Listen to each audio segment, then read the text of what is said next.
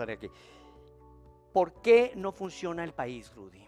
Esa pregunta la veníamos hablando. ¿Por qué no funciona esta vaina? Tenemos petróleo, tenemos verduras. ¿Por qué, licenciada? ¿Por qué? Bueno, creo que hay bastantes diferentes intereses que tienen las personas y a veces esos entran en conflicto, entonces es una lucha de poder. Y la forma en la que nos hemos intentado organizar como sociedad no ha funcionado.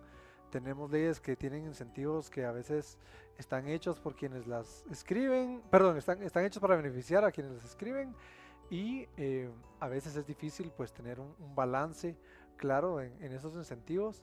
Hemos visto muchas leyes que han tenido que ser reformadas una y otra vez. Hemos tenido en la historia del país pues varias veces que hemos hecho nuestra propia constitución. Entonces creo que todavía estamos en un país que está aprendiendo bastante y nos falta mucho por aprender. Entonces no hay una respuesta fácil para por qué No no una funciona. respuesta, Fer, ¿por qué no funciona? Pero en uno de los talleres que tuve la oportunidad de recibir con usted, licenciada, porque aquí donde ve la licenciada da talleres sobre el tema de la corrupción, yo asistí a uno, fui su alumno.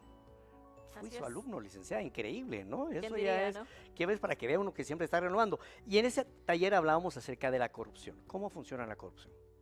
Yo solo quisiera agregar algo que decía Rudy. Para mí uno de los problemas que por qué no funciona el país es precisamente porque tenemos un Estado capturado y una economía capturada. ¿Capturada por quién? Capturada por, primero, élites políticas, élites empresariales, y entre eso se mezcla también el crimen organizado.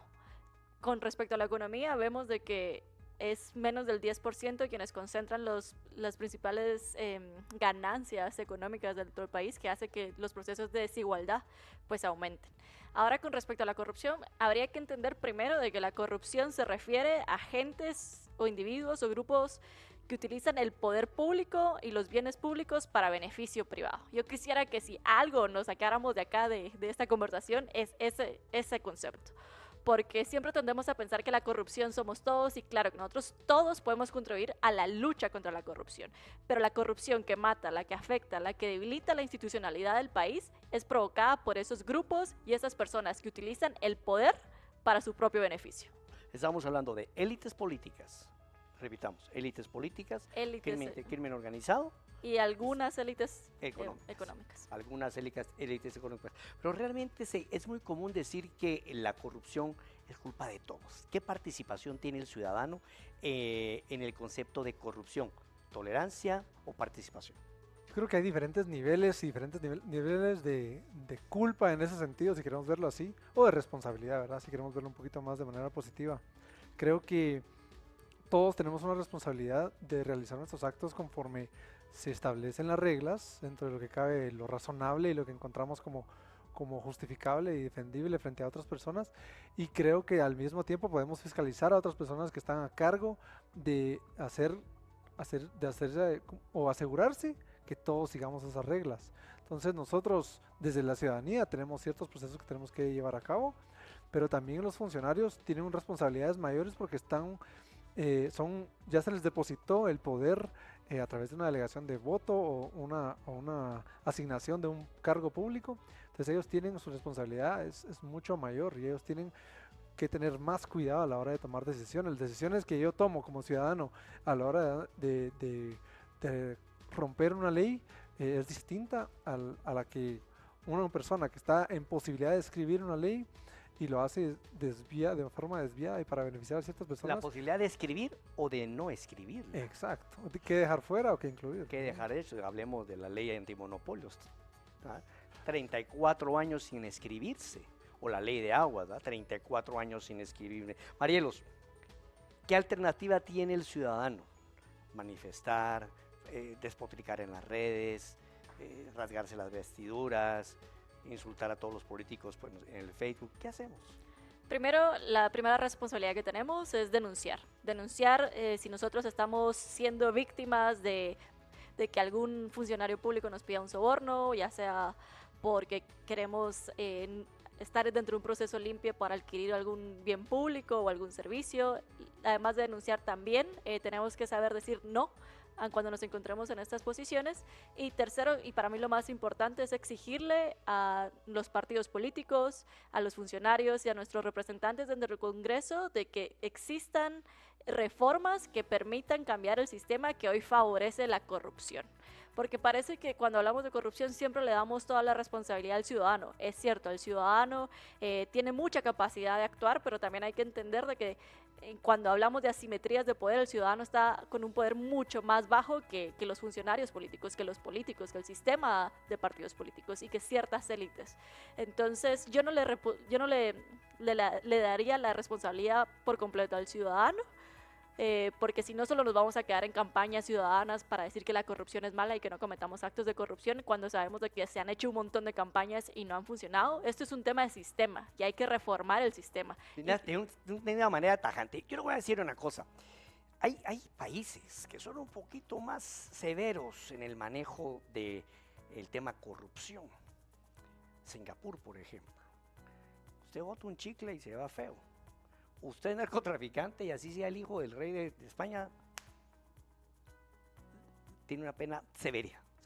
Sí. La pena de muerte se aplica. ¿Necesitamos reforzar las leyes anticorrupción, licenciado? Bueno, yo creo que se han fortalecido bastante en los últimos no le dije años. La aplicación. Bueno, la aplicación. En cuanto a la aplicación, creo que también. Sin embargo, tenemos ciertos embudos que suceden, unos cuellos de botella, en donde al aplicar la ley y al querer ejecutar las penas que corresponden, pues nos encontramos con un sistema que no está preparado para recibir. ¿Cuáles son los cuellos de botella? Tenemos las instalaciones del sistema penitenciario que están generando condiciones de hacinamiento en donde no hay un sistema que rehabilite a las personas. La pena se convierte en una capacitación de crimen. Una capacitación de alto impacto. Sí, pero más que eso, también en un proceso de sufrimiento y rencor contra el sistema, porque una persona que pasa por ahí que no se vuelve una persona actora de crimen y que quiere hacer eso, se vuelve una persona con mucho odio contra el sistema porque lo metieron, cumplió su pena, pero sufrió en unas condiciones que eran más allá de lo que le correspondía por el crimen. Muchas personas pasan más tiempo de lo que deben, muchas personas no se les da el tiempo que corresponde, no se respetan las fechas para sus juicios. Es un sistema de justicia que, aunque se acelere de todos modos llega al cuello de botella que es el sistema penitenciario. Entonces creo que aparte de la aplicación, también hay que hacer bastante trabajo para mejorar la cultura política, ¿verdad? Entonces creo que es necesario, complementado con estas campañas, también hacer conciencia de que los puestos tienen mucho que ver. Los puestos de las personas son clave y un presidente que tenemos ahorita fue el director del sistema penitenciario, un presidente que él mismo se queja del sistema penitenciario, pero tuvo en su momento el poder de haber hecho esos cambios. Entonces creo que todas las personas que son funcionarios públicos son ciudadanos también, y no todos los ciudadanos terminan siendo funcionarios públicos, y por esa razón es que los funcionarios tienen una carga un poco más fuerte, una responsabilidad más importante para la sociedad. Yo a eso le agregaría de que habría que comparar también el sistema de justicia y de impunidad que existe en Singapur versus Guatemala. O sea, estamos hablando de que nuestro sistema de justicia, el 97% de los casos quedan impunes. Entonces, el problema no es de que las penas tal vez no sean lo suficientemente amplias, sino es de que el sistema no puede procesar los casos. Y entonces lo que tenemos que hacer es lo que hablaba aquí Rudy, es regresar un paso antes. ¿Cómo hacemos para que nuestro sistema funcione? Y funcione para todos por igual, o sea, que no beneficie al que tiene plata o al que tiene poder, sino, o sea, que sea la justicia el principal igualador del país, de los ciudadanos, que yo me pueda enfrentar contra Goliat, si lo queremos ver así, y sé que el proceso va a respetar los derechos de ambas personas y va a resultar un proceso justo. Ahora, vemos que uno de los cuellos de botella que se ha señalado frecuentemente es el organismo judicial. Estamos frente a una posible elección de magistrados que se pinta con una injerencia de sectores políticos tradicionales. Muchos intereses a través de los rectores de las universidades, algunas reales, otras de papel, y las reales completamente cooptadas. Bueno, ya estamos haciendo aseveraciones, ya parte de nuestro discurso. ¿Cómo hacemos entonces? Porque si los que imparten justicia ya llegan con deuda política, ¿a dónde vamos a ir a parar?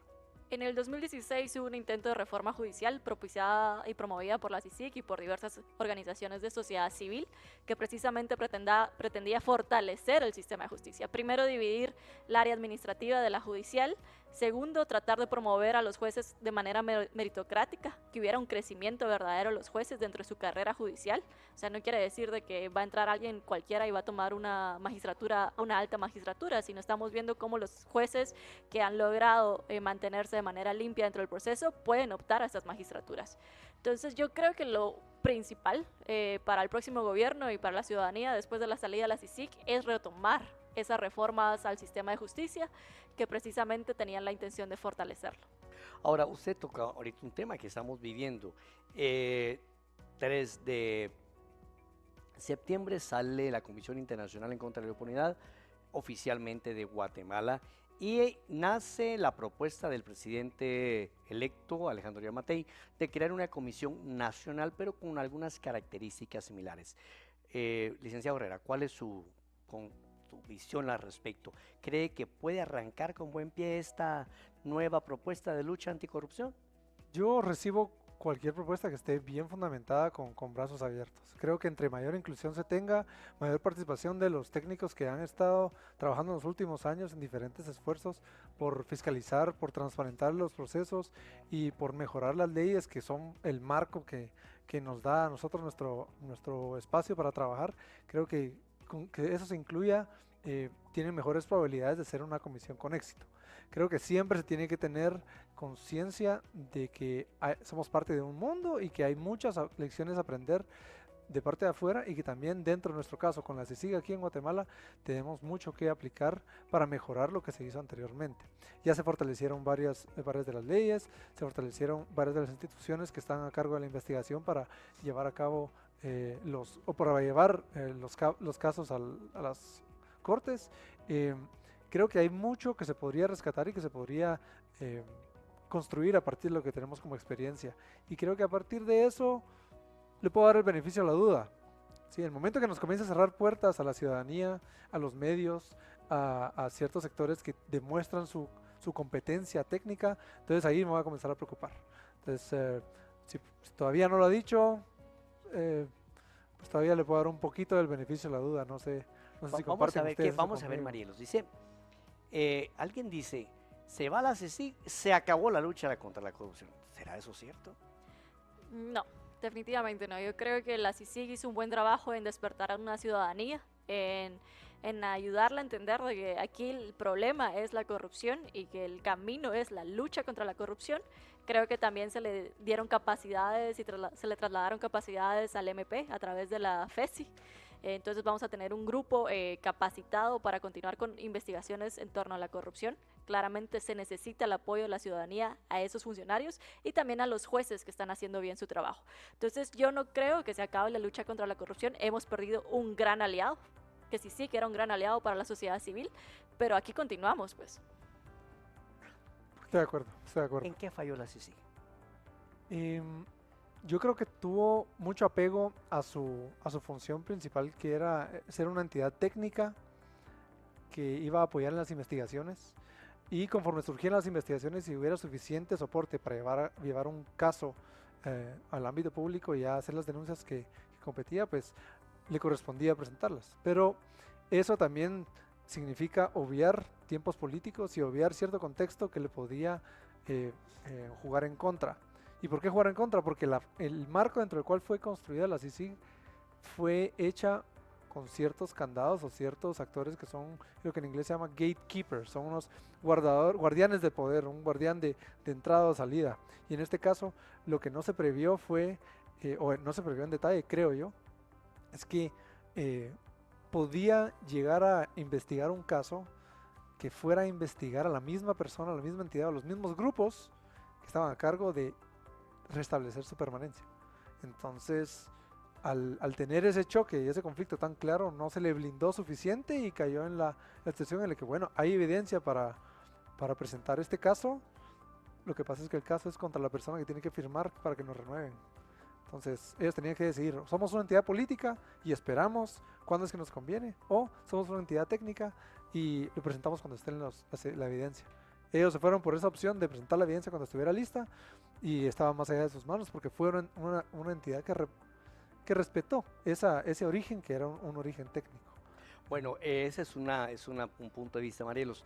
Hay personas que están obviamente en una posición completamente contraria a lo que usted dice y que sugieren que a diferencia de su parecer de que fue una entidad técnica, utilizó una visión política, donde a través de los tiempos jurídicos gestionó su propia agenda de funcionamiento, lo cual tiene una lógica. Una vez tuve la oportunidad de entrevistar a Javier Monterroso, quien dijo, obviamente me dice, en el Ministerio Público manejamos los tiempos políticos porque hay casos que tienen que reventar y se van a ir manejando. Si lo más importante de la lucha contra la corrupción era la lucha en sí misma, y si lo más importante de la Comisión Internacional era la Comisión, licenciada Marielos, ¿por qué en su momento tanto ONU como la Comisión nos dijeron, bueno, si el problema es el aparente, no te digo que lo tenga, el aparente sesgo político del comisionado, ¿por qué no cambiarlo y poner a una persona con un diferente perfil para continuar la lucha de la corrupción? ¿Qué prevaleció? ¿El capricho, la visión política, la experiencia, la arrogancia de los interlocutores? ¿Qué pasó, Marielos? Primero, a mí me da la impresión que se le exige mucho más cuentas a una comisión internacional que a nuestro propio presidente o a que nuestros propios funcionarios. O sea, yo lo primero que hubiera hecho era exigirle a Jimmy Morales o a este grupo de funcionarios que decían, ok, el comisionado tiene una agenda política, ¿por qué dice esto? ¿Por qué dice aquello? O sea, pareciese más que el presidente o ciertos funcionarios tenían un conflicto de interés.